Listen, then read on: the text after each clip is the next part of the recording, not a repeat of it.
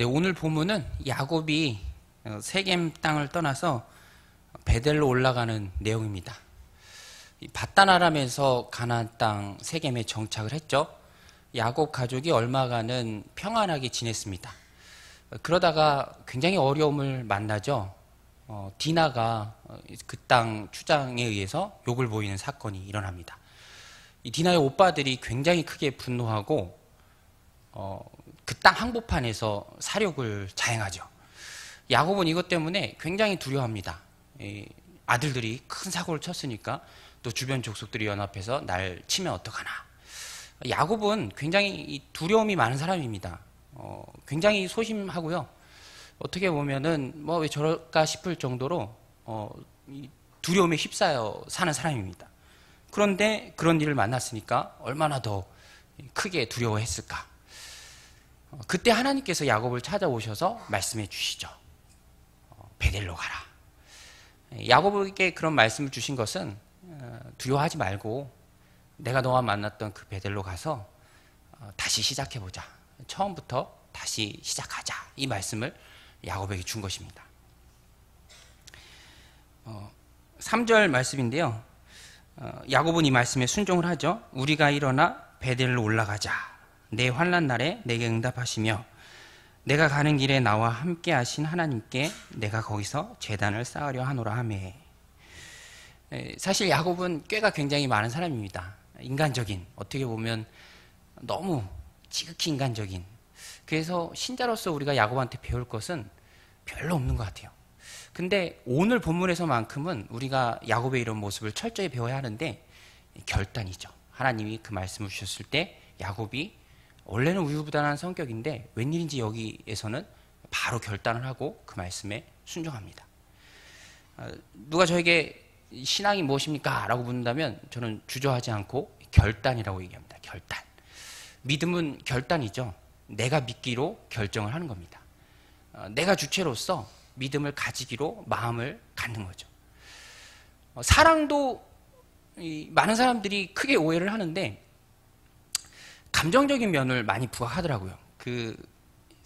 전 세계 청년들의 세계관을 볼 수 있는 그 비정상회담이라는 TV 프로가 있는데 거기 보면 청년들끼리 그렇게 묻더라고요. 만약에 결혼하기로 약속을 다 해놨는데 결혼 전날 내가 이 배우자를 사랑하지 않는 것 같다라는 느낌이 들었을 때 당신은 결혼하겠냐? 하지 않겠냐? 대답이 막 다 각자 나오는데 근데 제가 볼 땐 질문부터 틀렸죠. 왜냐하면 사랑은 느낌이 아니죠. 사랑은 내가 사랑하기로 의지적으로 결단하는 겁니다. 사랑은 동사죠. 그래서 결혼식에서도 가장 중요한 순서가 서약이잖아요. 서약. 내가 사랑하기로 결단하는 거죠. 약속하는 거죠. 하나님과 사랑 앞에서. 그래서 사랑은 느낌이 아니죠. 믿음도 마찬가지입니다. 믿음도 마음의 어떤 감정이 아니에요. 믿음도 결단입니다. 제가 요새 이 창조과학 책을 여러 권 읽고 있는데 여러 권 읽으면서 놀라운 사실을 발견했는데 우리가 흔히 소위 진화론자라고 얘기하는 그 사람들도 과학이 아니라 믿음이더라고요. 믿음. 진화론은 과학이 아니라 종교입니다. 종교. 과학적으로 증명된 사실은 하나도 없지만 이럴 것이다 라고 믿고 편견을 가지고 거기에 모든 이론을 껴맞추는 것이죠. 절대로 과학이 아니라 그들의 신앙입니다. 그럼 우리는 다른가? 우리도 마찬가지입니다. 우리도 많은 사람들이 진화론의 반대를 창조론이라고 생각하는데 진화론의 반대는 성경이에요. 성경을 완전히 반대하는 게 진화론이고 따라서 우리가 가지고 있는 믿음은 진화론이 아니라 성경에 대한 믿음이죠. 하나님을 믿고 하나님의 말씀인 성경이 진리라고 믿기를 다짐하고 결정한 게 바로 우리들의 믿음입니다. 사실이 아닌데 사실로 믿으라고 강요하는 게 아니라 기록된 말씀이 사실이지만 과학적인 부분으로는 증명되지 않는다는 것을 인정하는 것. 그게 믿음입니다. 그래서 제대로 결단하고 믿는 사람은 흔들림이 없어요. 어지간해서는 조금도 동요하지 않습니다. 마귀도요. 그런 사람들은 애초에 건드리지도 않습니다. 누가 마귀의 이 건드림을 자주 받냐면 적당히 결단하지 않고 믿는 사람들. 마귀도 꾀가 많아서 건드리면 넘어질 것 같고 쓰러질 것 같은 사람을 건드리는 거죠. 그래서 우리들 삶에 시험거리가 많다면 뒤집어서 얘기하면 내가 결단을 제대로 하지 않은 것일 수도 있습니다. 누가 주일 예배에 오기 힘들어하는가? 우리는 하나도 안 힘들잖아요. 주일은 하나님 예배하는 날이라는 마음의 결단이 있으니까 뭐 주일 오후 예배 무슨 예배든 힘들게 오는 사람 없는데 간혹 그런 사람들 있죠. 나는 꼭 이 격주로 예배를 드리겠다. 뭐 한 달에 몇 번만 나오겠다 하는 사람들은 그것도 제대로 이루기가 힘듭니다. 왜냐하면 결단이 없으니까. 유혹거리들이 많죠. 이미 결단하고 나면은 아무것도 유혹거리가 없는데 결단을 하지 않았기 때문에 유혹거리가 수없이 많은 것입니다. 그래서 믿음은 결단입니다. 결단. 다니엘 보세요. 다니엘이 하나님 손에 크게 쓰임 받은 시기가 언제냐면 다니엘서 1장 8절인데 다니엘은 뜻을 정하여 왕의 음식과 그가 마시는 포도주로 자기를 더럽히지 아니하리라. 능력 있게 쓰임 받았던 그 시점은 다니엘이 결단했을 때입니다. 뜻을 정했을 때. 그래서 뭐든지 뜻을 정하는 게 먼저입니다. 에스더도요. 죽으면 죽으리다 각오했을 때 그의 기도가 응답받았고 또 많은 민족의 생명을 구할 수 있었죠. 결단이 먼저입니다. 결단. 저도 근래 체중 감량을 했는데 결단을 했죠. 작년에 아내가 카톡으로 사진 한 장 보내줬는데 이렇게 딱 보니까 사진을 보면 더 쪄 보이는지 돼지가 한 마리 있더라고요. 돼지가 해바라기 옆에서 돼지가 씩 웃고 있더라고요. 저도 결단을 하고 열심히 덜 먹고 운동하면서 사실 저는 덜 먹는 게 큰 결단이 필요하거든요. 이게 밥을 먹다 보면 밥이 줄어들잖아요. 그러면 마음이 너무 서운하더라고요. 그러면 너무 서운해서 밥이 줄어드는구나 해서 또 먹고 또 먹고 그러니까 살이 찌는데 큰 결단으로 많이 감량했죠. 물론 살만 빠진 게 아니라 머리카락도 지금 같이 빠져서 지금 굉장히 크게 살짝 당황하고 있는데 여하튼 결단이 가지고 있는 힘이 어마어마합니다. 내가 할 수 없는 많은 부분들을 일단 결단하고 나면 의지적으로 다짐하고 나면 할 수 있어요. 결단이 능력이죠. 어떤 목사님 책에서 본 내용인데 이 40대 중년의 남성을 그 목사님이 상담을 했대요. 근데 그 남자분이 목사님께 그러더래요. 내가 이제 인생에 있어서 너무너무 중요한 결정과 결단을 해야 될 시가 있는데 난 못하겠다. 목사님이 좀 대신 해달라. 목사님이 너무 답답해서 버럭했대요. 아니 당신 일을 당신이 결정해야지 왜 나보고 하라고 하냐고. 내가 하나님입니까? 나이 40에도 무언가를 결정할 수 없고 결단할 수 없다는 것은 겸손이 아니죠. 그것 자체로 미성숙입니다. 우리가 하나님 앞에 크게 붙들림 받아서 쓰임 받을 수 있는 그 시기는 결단하고 난 후부터죠. 그래서 결단하는 것이 너무너무 중요합니다. 오늘 본문의 야곱 보세요. 인생에 큰 문제가 닥쳤습니다. 딸이 큰 어려움을 당하고 또 아들들이 그 분노를 주체 못하고 사고를 치고 그 시대의 주변 족속부터 자신을 보여줄 건 아무것도 없는데 큰일 났죠. 그때 하나님이 말씀하셨을 때 결단으로 가정의 문제와 어려움을 해결하죠. 웬일인지 여기서는 순종함에는 우유부단이 없습니다. 믿음의 성장은 자신이 스스로 결단한 후부터 주어집니다. 결단하면 독립할 수 있고요. 결단하면 성장할 수 있습니다. 오늘 믿음으로 결단할 수 있는 귀한 은혜의 시간이 되시기 바랍니다. 오늘 말씀해 보면 결단에 대한 몇 가지 원리를 볼 수 있는데요. 첫 번째는 말씀에 대한 결단이에요. 말씀의 결단. 무슨 말이냐면 내가 욕을 하고 싶어서 마음을 다잡는다. 물론 그것도 결단이 될 수 있겠지만 신앙적인 면에서 가장 중요한 결단은 하나님이 먼저 말씀하시고 그 말씀에 대한 순종으로서의 결단입니다. 오늘 말씀 1절 보세요. 하나님 말씀하시죠. 하나님이 야곱에게 이르시되 일어나 베델로 올라가서 거기 거주하며 내가 내 형 에서의 낯을 피하여 도망하던 때에 내게 나타났던 하나님께 거기서 제단을 쌓으라 하신지라. 하나님이 먼저 말씀하셨죠. 그 말씀에 대한 야곱의 반응이 순종과 결단입니다. 어떤 분들은 자신의 신념을 말씀보다 먼저 둘 때가 있어요. 그러면 엉뚱한 길로 열심히 나아갈 수 있습니다. 바울이 그랬죠. 바울. 자신의 신념을 말씀보다 먼저 듣기 때문에 엉뚱한 방향으로 열심히 특심해서 나갔죠. 주님께서는 그런 바울을 너무너무 안타까우셨던 나머지 한순간에 돌이키게 하면서 그때 뭐에 비유하셨냐면 소에 비유하셨습니다. 소. 가시채를 뒷발질하는 소. 이 가시체가 소를 이렇게 채찍하는 거잖아요. 근데 소가 자기가 하기 싫다고 뒷발질하면 소 발만 아플 뿐이죠. 아무런 이득이 없습니다.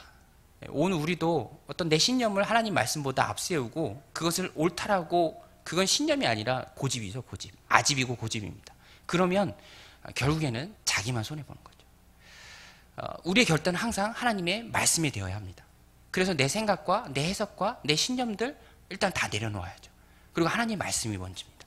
그 신대원을 때 교수님이 해준 말씀인데 재밌어서 기억에 남는데, 보통 신대원생들이 기숙사 생활을 하는데 어떤 분이 졸업을 하고도, 졸업생인데도 안 나가고 계속 기숙사에 머무르는 거예요. 이 방 저 방 옮겨 다니면서. 그러면서 이 교수님한테 그렇게 얘기해요. 나 하나님 날 너무 사랑하시나 보다고, 이렇게 큰 은혜 주셔서 졸업한 후에도 이런 편안한 안식처를 주신다. 근데 똑같은 내용으로 다른 그 방 같이 쓰는 전사님들은 교수님한테 하소연하는 거죠. 저 형 때문에 너무 힘들다고. 졸업했는데도 안 가고 계속 있다고. 어떤 분한테는 간증이 될 수 있지만 어떤 분한테는 하소연이 될 수 있는 거. 그 핵심에는 내 생각이 있습니다. 내 생각. 나는 이렇게 생각하고 나는 이걸 옳다고 생각하지만 그것이 하나님의 뜻이라는 보장은 없죠. 그래서 일단은 우리가 무엇인가 하나님 앞에 결단하고 나아가기에 앞서 가장 중요한 것은 먼저 하나님의 말씀에 우선순위를 두는 거죠. 기왕에 우리가 헌신하고 기왕에 결단할 것이라면 그것은 하나님의 말씀이 되어야 합니다. 왜냐하면 결단하고 나면 어려움들이 있죠. 그 결단을 지키려니까 얼마나 어려움이 많이 있겠습니까? 야곱도 어떤 반발도 있을 수 있고 어려움도 있을 수 있지만 그가 일단 하나님의 말씀을 붙잡고 결단했기 때문에 그 모든 것들을 다 이겨낼 수 있었죠. 그래서 항상 우리는 하나님께 꼭 붙들고 결단할 수 있는 귀한 말씀을 구해야 합니다. 내 생각, 내 어떤 마음들 일단 다 내려놓아야죠. 두 번째 원리는 이전의 모습과 결별하는 것이 결단입니다. 이전의 모습과 결별하는 결단. 야곱은요, 버릴 것은 버리고 바꿀 것은 바꿨습니다. 2절을 보십시오. 야곱이 이에 자기 집안 사람과 자기와 함께한 모든 자에게 이르되 너희 중에 있는 이방 신상들을 버리고 자신들을 정결하게 하고 너희들의 의복을 바꾸어 입으라. 이 지난날에서의 돌이킴입니다. 하나님과 새로운 출발을 하기 위해 적합하지 않은 것들을 먼저 털어내는 거죠. 끊어버리고 제해버리는 것입니다. 은연중에 섬기던 가나안의 악한 우상들이 있죠. 다 가지고 있었습니다. 그것들을 먼저 다 버렸습니다. 이것이 돌이킴이고요. 익숙한 것에서 떠나는 것입니다. 사실 그 익숙한 것에서 떠나기가 쉽지 않잖아요. 익숙하니까 늘 해오던 거니까. 근데 새도요, 그 새장에 하도 오래 갇혀있던 새는 문을 열어놔도 도망가지 않는답니다. 왜냐하면 그곳이 익숙하니까. 그런데 하나님과 함께하기에 적합하지 않은 것들은 제해버려야죠. 야곱과 그와 함께하는 사람들, 익숙한 세겜 땅과 그곳에서 은연중에 섬기던 우상들 다 버렸습니다. 물론 그것들을 버리기 쉽지 않았지만 베델에 가지고 가기 합당하지 않은 것이기 때문에 다 버렸죠. 오늘 우리도 하나님 앞에서 이전의 잘못된 모습들과 결단해야 합니다. 결별하기로 결단하는 것. 데살로니가전서 5장 22절에서도 바울은 하나님의 백성들 향해 악은 어떤 모양이라도 버리라 라고 말했습니다. 악은 어떤 모양이라도 버리라. 이 주목할 만한 것은 야곱이요, 함께하는 사람들에게 이전 것과 결별할 것을 주문하면서 옷도 바꾸어 입으라 그랬어요. 옷도 정결하게 하고 너희들의 의복을 바꾸어 입으라. 아마도 가나안 땅의 그런 악한 문화가 이 입는 의복에까지 좀 전달이 됐던 것 같습니다. 그래서 그것조차도 바꾸어 입으라 야곱이 주문한 것이죠.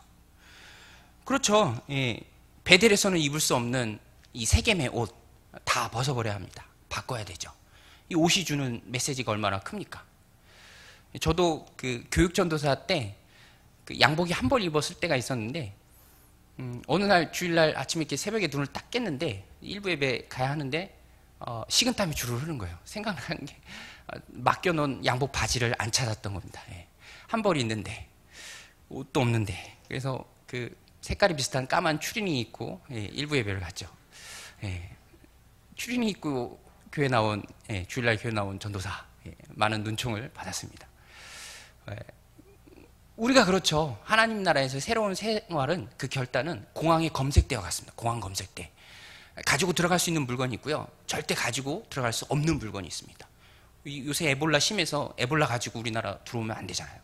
우리도 하나님 나라의 생활에서 결단을 할 때는 이전에는 분명히 가져갈 수 없는 게 있습니다. 버려야 돼요.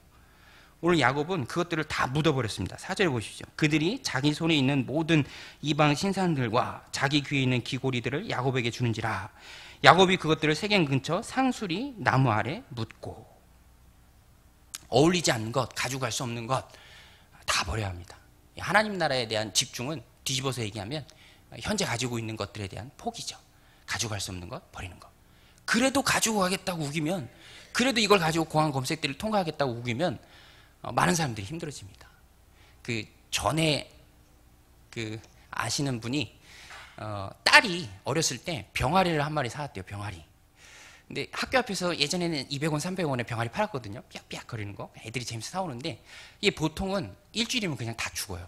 알아서 그냥 죽습니다. 근데 간혹 아주 튼튼한 애들이 있는데 얘네들은 안 죽고 닭이 될 때까지 사는 거예요. 예. 그 딸이 사온 병아리가 죽지 않고 닭이 되는 거예요. 그 병아리가 삐약삐약거리면서 이 돌아다니는 건 굉장히 귀엽고 정겨운데 닭은 전혀 그렇지 않대요. 닭은 막 새벽에 울고 막 돌아다니고. 그러니까 그분이 하는 말이 굉장히 인상 깊었는데 200원 주고 산 병아리는 적당한 시점에 죽어줘야 모두가 편하다. 예. 그렇죠. 적당한 시점에 걔는 죽어줘야 모든 게 편합니다.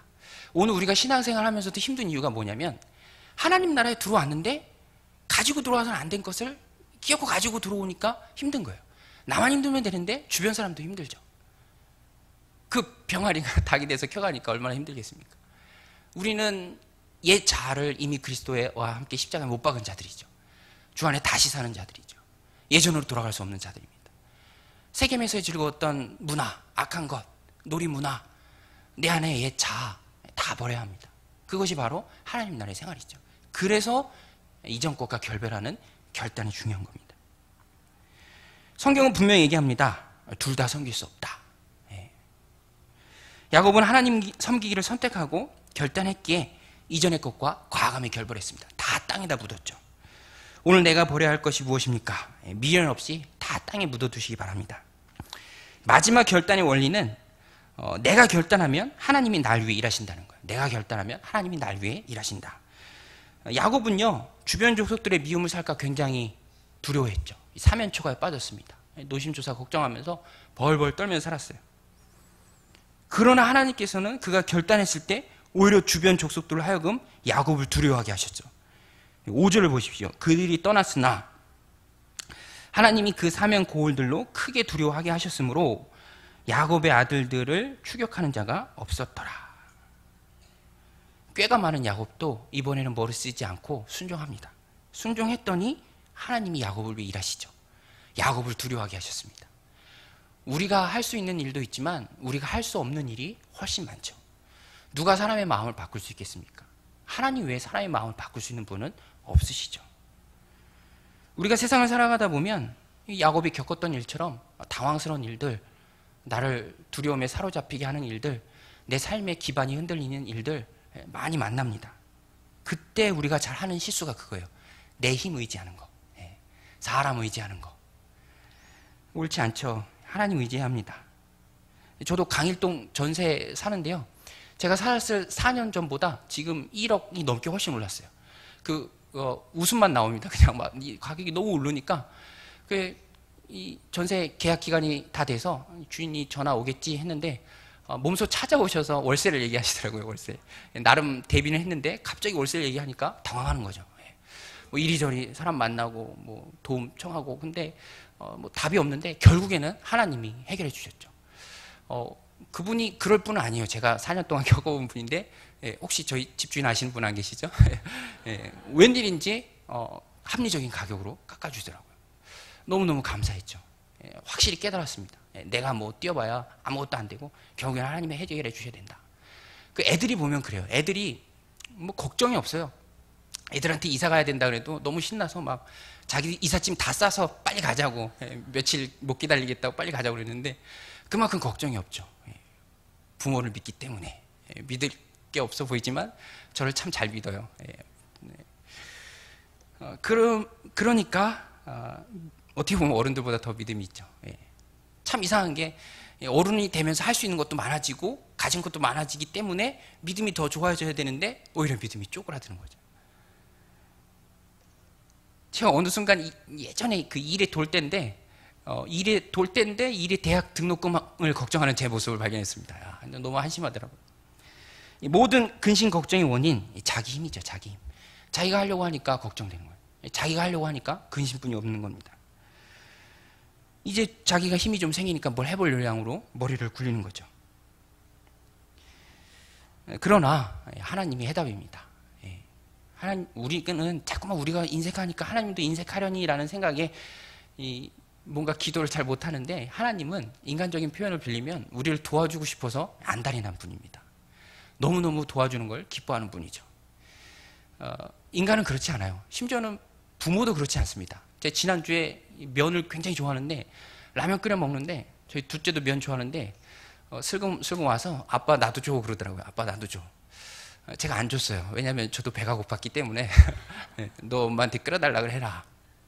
맛있는 라면 앞에서는 부성에도 힘을 못 쓰더라고요. 그렇지만 우리 하나님은 너무너무 우리 돕는 걸 기뻐하시고, 중요한 것은 도울 만한 능력이 있으신 분입니다. 아무리 사람이 유능하다 그래도 그 사람을 향해서 전능하다고 표현하진 않아요.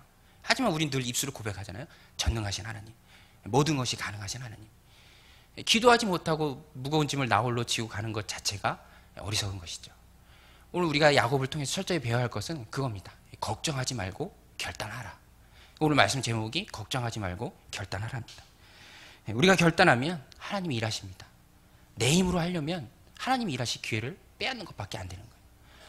세상을 살아가면서 많은 어려움들 늘 우리를 찾아올 텐데, 그때마다 걱정하지 말고 믿음으로 살기를 결단함으로 날 위해 일하시는 그 하나님을 체험하시기를 주님의 이름으로 축원드립니다. 기도하시겠습니다.